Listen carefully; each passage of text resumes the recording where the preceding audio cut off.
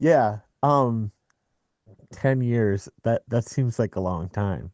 And honestly, I think I'm underdoing it with 10 years. I, Is I that like I like that you're underdoing it. I feel like Yeah, you're no, that's fine doing for us both. I agree. I feel like you're doing me a service by undershooting it a little bit. Right, right. That's totally cool. Yeah. Nobody needs to know. No, That's fine. We can keep that between us. We're friends.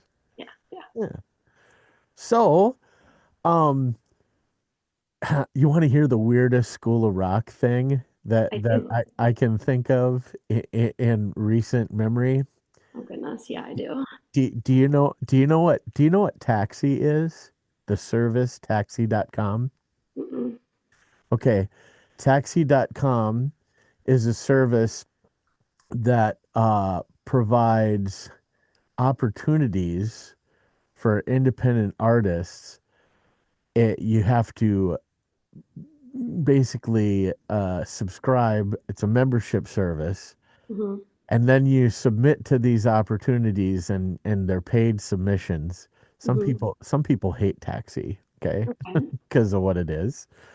But um, it's kind of there like the man, the record industry is not what it once was. Let's just be honest about that. Yes.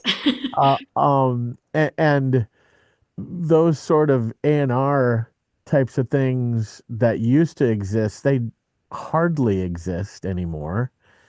And of course, most of these folks that are running these companies, they want you to be the latest, greatest, 2 million followers on TikTok before they'll even look at you. Of course. They practically don't care if you're talented as long as you've got a big enough following. I'm I'm not sure this whole business is working the way it used to.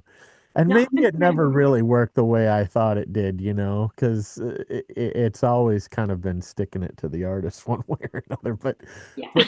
But, but, but, but I digress. Anyway, this company Taxi is this place where you join as a member, and then they shoot out briefs, and you can uh take your existing music and submit it for these briefs, or create new music that will probably come a little closer to the brief if you don't have something in your catalog already. Um, and who did I find as a reference, do you suppose, for modern indie pop? Oh God, who? Hippocampus. But of course. Hippocampus and Jake Lupin is right there in their YouTube video as a reference for this That's for pretty this cool. opportunity. And I'm like, I wonder if Jake knows about this, Yeah, yeah. God, they Because have done so much hippocampus. It's so cool to see. Honestly, what so many people from School of Rock have done, but especially them, just because there's been so many School of Rock members that have kind of been a part of the project and the making of hippocampus and all that it's done. So yeah, those are good boys too. Zach and Jake, those are great guys. yeah, man. So I thought, yeah, I had to share because That's there hilarious. So there funny. aren't too many people I can share that with that'll know who I'm talking about even, Yeah, you yeah. know. And that's fine. But yeah, that was a big, it's a big proud moment. Speaking about another big proud moment, you were nominated for some uh mid Minnesota Midwest uh country music awards. I was. That was this last spring. I was nominated for Female Vocalist of the Year by the Midwest Country Music Organization, which was super, super exciting. Yeah, it was. Thank I you. was like, yes, I voted for you. Oh, thank you. Thank you. Yeah. I mean, how could I not? Yeah, Uh, it was and cool too because it was my first year really a part of the organization as a member. So it was really special then to get such a huge nomination, just joining the organization and just kind of getting to know some of these members and all that the organization does for the Midwest country music artists and venues and content and just all of it. So it but was really special. It was cool. better than the handshake for sure. Better than the handshake, yeah, yeah. But hey, handshake's good. I'm cool with the handshake too some days. Hey, lots of times a handshake is better than no, you know. Seriously, yeah. Yeah, that's one of the things.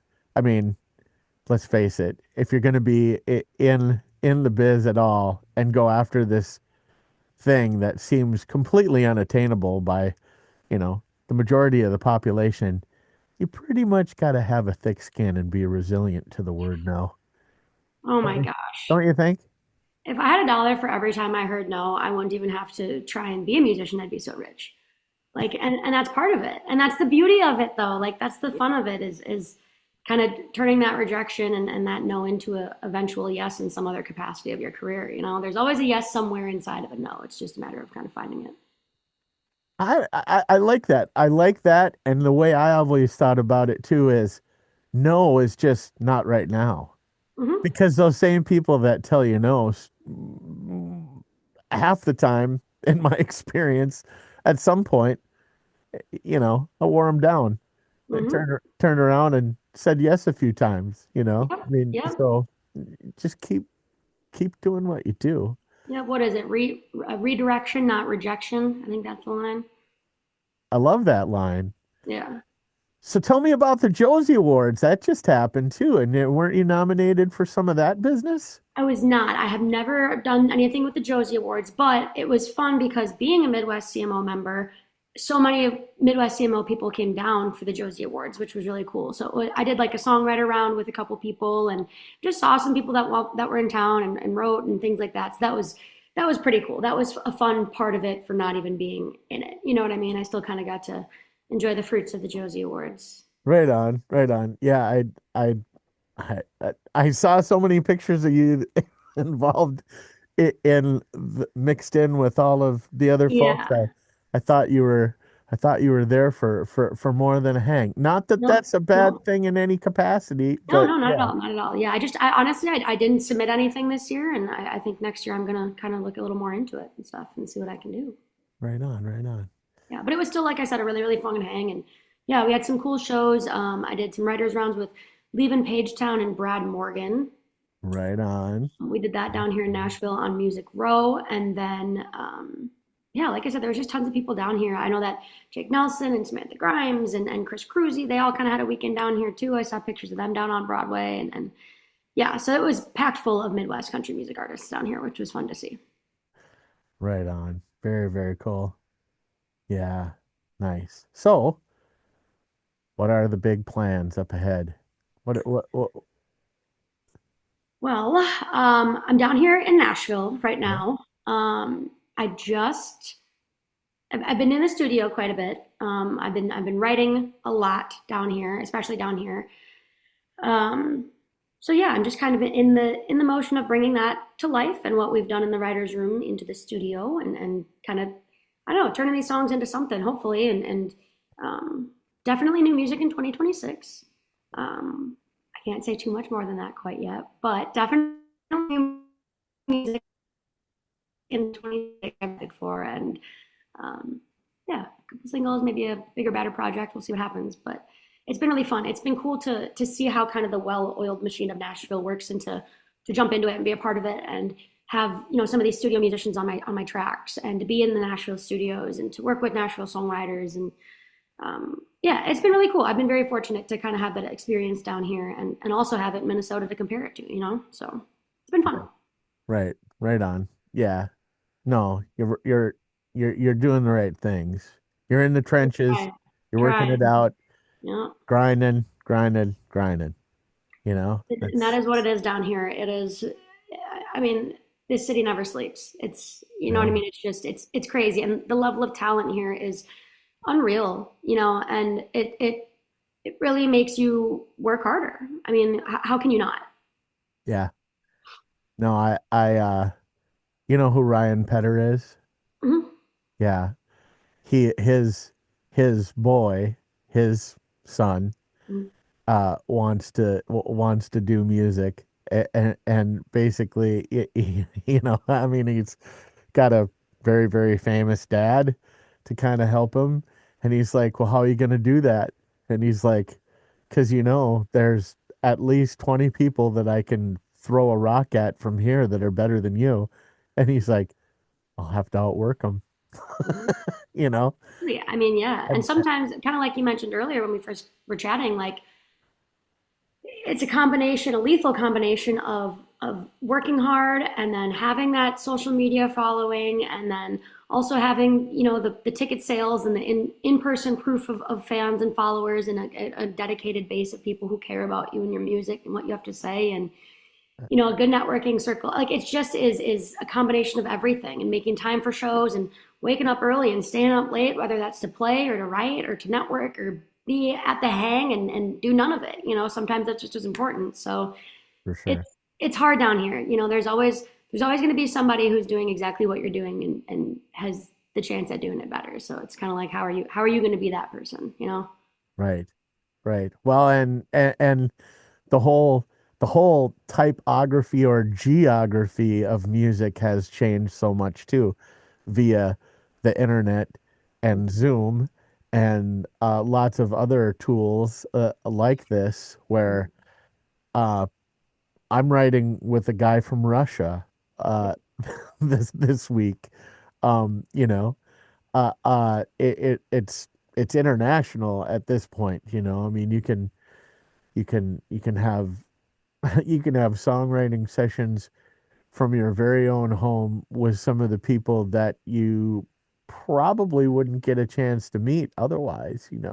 Right, Um, right. Or even, I mean, take us for example right now, like without Zoom and social media and Facebook groups and whatever else, like who knows if we would have even crossed paths again after all these years of you being my vocal instructor at School of Rock and then to this, like all of this technology and stuff in the music industry, it really is a double-edged sword. I mean, I think that's a greater, grander conversation that's kind of in all things, but I think especially in the music industry, it's totally a double-edged sword. I mean, it can sure, allow you to connect and do some really cool things, but I also sure, know that there's an AI artist that's chart topping right now in the country world. So sure. Yeah, which let's face it, that you just let the cat out of the bag. We could talk about we could talk about AI for the entire rest of the duration of our talk. mhm. And yet, knowing that the bottom line, it's hard to get too scared about it because it's always music technology has always changed. It's always been changing. It's always changed. And right on down the line, it's always screwed artists, but the music business has too, so we're used to that. It's all good, but like no one the one of the biggest money tickets in music is definitely sync, Mhm. for sure, Oh right? yeah. Right Yeah. now, and sync wants nothing to do with anything that even sniffs of AI, Mhm. Mhm. because it's Thank it's a God. it's a it's a legal nightmare. Mhm. Oh, I'm sure. Yeah. Yeah. It's Yeah. a it's a legal nightmare because even these platforms and these places that say they've ethically trained their AI have been put to have been put to the test via the court system, and lo and behold, oops, Yeah. you use copywritten material to train your AI. Oh, Yeah. you know, Totally. and and bam, now it's all blown up, and it. So I will say this. I will say that I've heard some very, very interesting music from non-musical people, who've used AI, and it's like it can definitely do some things, but I also feel like no no matter how good AI gets, it's just like the same difference of getting a handcrafted piece of artwork or a handcrafted tool, or piece of machinery. It's like the human element is always going to be in music. The human element is always going to be the element that draws people Yes. to into it. Yep. Don't you think? That's why this whole AI thing to me, honestly, at this point is more laughable than it is scary or something I really am fearful of for my career, which I might be speaking way too soon. And in 10 years, we might look back at this video and be like, well, shit. But as of right now, I'm less scared of it than anything, just because exactly you can't replace that human element. And honestly, I could see all of this AI stuff almost in turn pushing live shows even more and pushing human driven music even more and kind of causing a boom in later years in what we're doing right now, you know what I mean, outside of the AI world. And because people are going to get all this AI music, their feed's going to be flooded with it and whatever else, and they're going to be missing in person concerts. They're going to be missing a human playing an acoustic guitar without, any edits on it or any crazy technology or anything involved. And so I don't know. I think like all things, everything kind of circles back when the time is right. But yeah, if anything, I've been laughing at the AI songs that come up on my feed and whatever else. But yeah, I have to totally agree there, especially with, there is, it's about as close to magic, I think, as you can get when there's that feeling when you're in the same room with somebody who's just in tune with their instrument and their emotions as they're wailing away on what they do. totally. Uh, it's probably as close to you know close close to magic as I'll ever get, I think. Absolutely. Absolutely. And I just think also like you can't create a moment with AI. Like you can't create making a friend at a concert. You can't create the whole crowd singing along. Like you can't create these memories for people or when they do see their favorite artist live on stage and in the flesh and it's tangible and it's 10 feet in front of you and you're you know what I mean? Like you can't recreate the moment even if you can recreate the music. So I don't know. Right. I don't think I don't think it'll last too long Right. in the music industry. I think it, you know, I think there'll be places for it, and I think there'll be places where people will actually use it. Like, I feel like, let's put it this way, for all the shysters that are in the business, they're the ones that kind of want to see this get through because then Oh they yeah, don't have to pay anybody, you know. totally, totally. Then they're gonna rip everybody in the known universe off, and they're gonna try Yeah, to get away with as much as they can, ripping everybody off. right. You know, I mean, so there's that part of it, and I hate to say that, but let's face it. I mean, sometimes the worst case scenarios that you can think of kind of are based in reality. Oh, yeah, yeah. And that's where the good songs are written. Yeah, right. Yeah, for sure. Okay. Um, so 2026 we're gonna get some more new music. Yeah, More new music is the big focus. Yeah, really working on some original stuff, and then of course just trying to take that music as far as I can get it, and whether that means on the road doing some solo shows, on the road taking the boys with me and getting the band behind me for some stuff. We have some yeah, fun gigs in the works. We have some fun stuff that has officially been announced. cool. Lakes Jam is one of those. I know tons of Midwest country music artists are doing that. Yeah, so I'm excited to hang out with all of them, and we have great headlining acts. So I'm in very good company that weekend. But yeah, so just fun things like that. I'm looking forward to this summer as well. For sure, for sure. Right on. So, um, are you still nursing? I am still nursing, very part time, pretty much as part time as you can get. How often Right, right on. But let's face it. Musicians, it can't be bad for healthcare benefits to be still kind of linked part time. Yeah. totally, totally, and you know what? Like at the end of the day, if I have to have a part time job, and not that even that I have to, I don't, I choose to, but if I'm going to have a part time job, it is kind of fun for it to be something so on the opposite end of the spectrum. You know what I mean? Like I'll walk into work. I could play the biggest show in the world with the greatest band in the world and have the biggest song on radio in all of the countries. and I can go to work and I can come in feeling so hot and heavy about it, and they'll be like, awesome. So patient in 5101 has been throwing up all night, just so you know. Like it's just so humbling. They care, they love it, they support me and all the things, but at the end of the day, they're like, all right, sweetheart, you're in blue scrubs right now, so so I don't know. I think it's good for the headspace a little bit to get that break from the music world. I think I think yeah, I think it's important. I do. It is. I mean, there's it also keeps you from it also kind of having a foot in another world, I feel like can keep you from burning out. To, Yeah, truly. you know, Yep.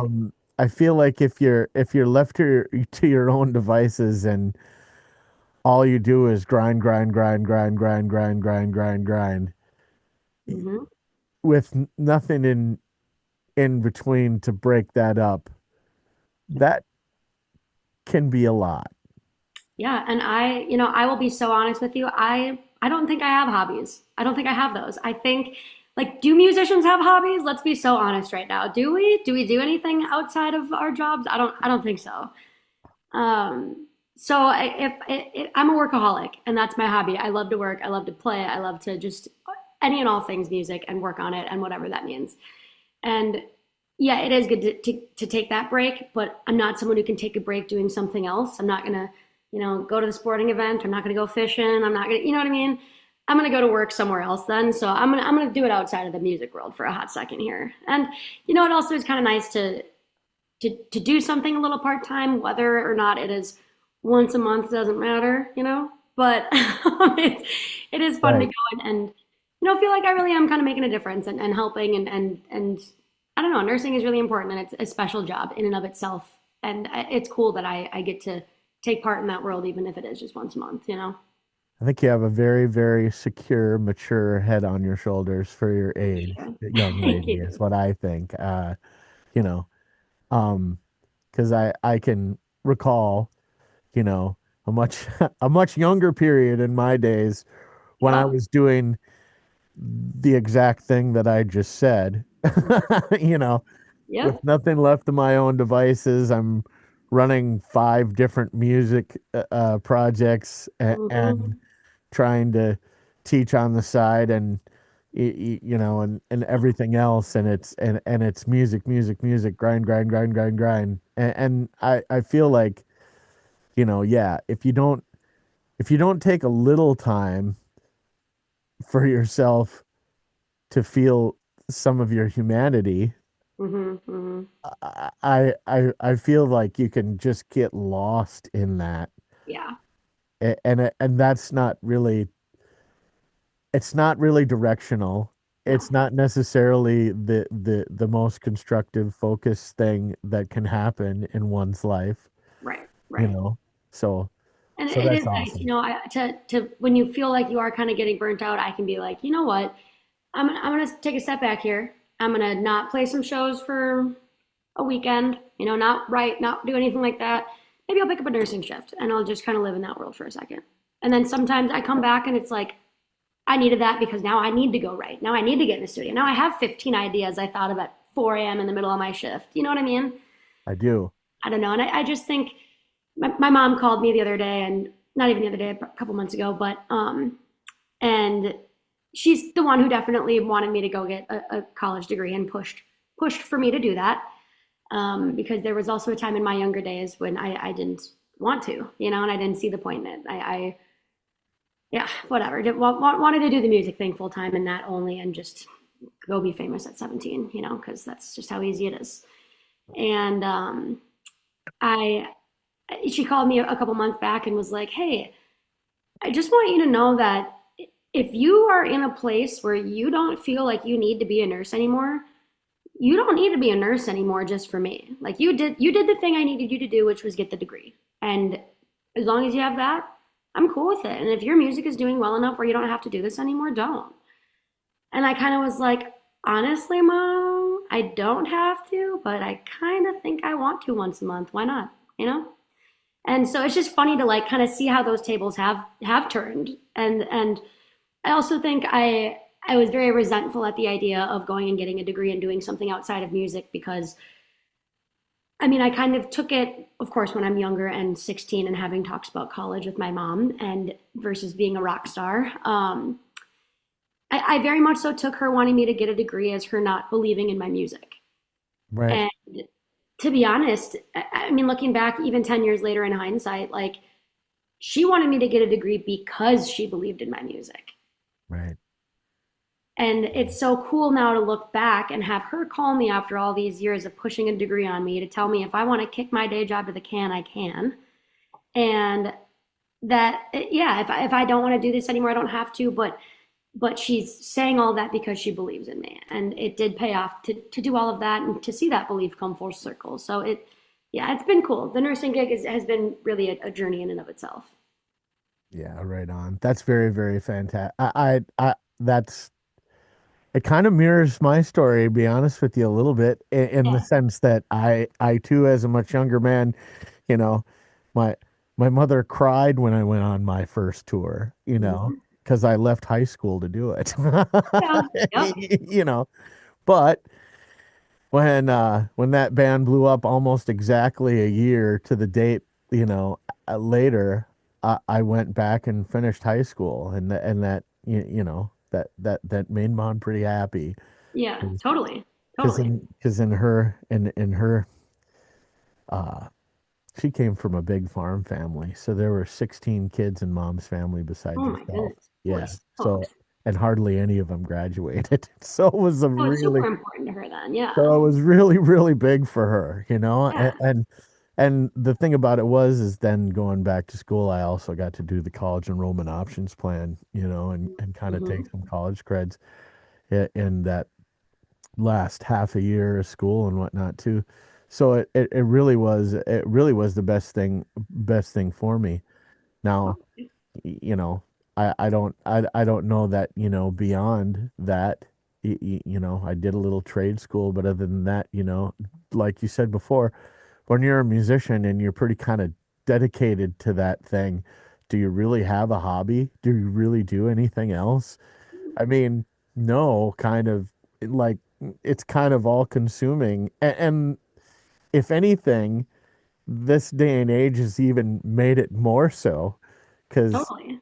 because back in the day, should you have gotten into an arrangement where you were held by a label, I mean, you pretty much had to make the music and play, you Right. know.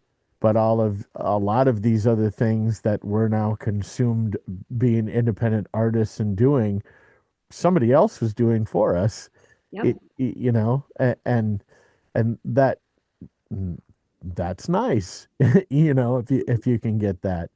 But I also think that the reality of the situation is a lot of times there are plenty of folks that I know that kind of would have rather have been in this situation where they could have had all the control and done it for themselves Yeah. so that they didn't lose rights for a certain amount of time, or you give up something. You don't It's a you fine don't line. you don't get it all, Yeah. No. and that advance is not free money. it's it's No. coming up. It's coming up. Well, I mean, let's be honest. Like when you were a young 16-year-old gal, you probably thought getting a record deal meant that you got a big thing of free money and you'd be a Oh yeah. rock star for the rest of your life. You know what I mean? But they Oh yeah. it's And not then your I'm famous. and it's not And that's that. And and then I'm it's a millionaire. And I then my know mom has 6 houses. and it's not your fault because Disney, well, I shouldn't name names, but there's plenty of corporations that had supported that sort of, Yes. you know, flash in a pan rock star, thing. And come to figure that even these folks that are winning, reality TV shows are getting locked into 360 deals for the Ridiculous. minimum of 3 years, if not 5-year terms, you No, know. those contracts are. a sight to see for sure. Yeah, yeah. And you don't even have to know a lot of legal jargon to know that perpetuity isn't necessarily something you want to do. No, no, yeah, these contracts are a sight to see. So, so awesome. I'm gonna just because it flashed up on my screen. We only have less than 10 minutes left. Oh my goodness. I know it went really, really, really quickly. It did. Um, but thank you so much for having the conversation with me. Of course. Thank you for having me and thinking of me for this. It's so cool, like I said, to chat all these years later after what was I like 10 doing vocal lessons with you? Oh my God. I hate to talk numbers, but I think I was. Yeah, I'm not gonna talk numbers at all because Yeah, I'm on the no. other end of that, and yeah, so I'm not saying a thing, Yeah, don't, you know. don't. We were both 10. We were Yeah. both 10. Oh, wonderful. Yes, I Yeah, was also 10. yeah. Yeah. But can you tell me with a little what time, and I apologize because it's gonna just cut us off abruptly, Okay. but can you do you have a usual writing process? I mean, right now you're probably writing in writers' rooms, yeah? Yeah, down in Nashville, like I said, it's a pretty well-oiled machine. So you get into a room with typically two or three other people, and you sit down for a block of 4 hours with the goal of writing the next big hit song. And everybody kind of comes in with a few ideas. Hopefully, typically there might be one kind of designated producer type person in the room, That maybe a guy. vocal artist in the room. If not, maybe the idea is to pitch for sync or something like that, or maybe you're writing for an artist not in the room, but you know who it is, whatever that looks like.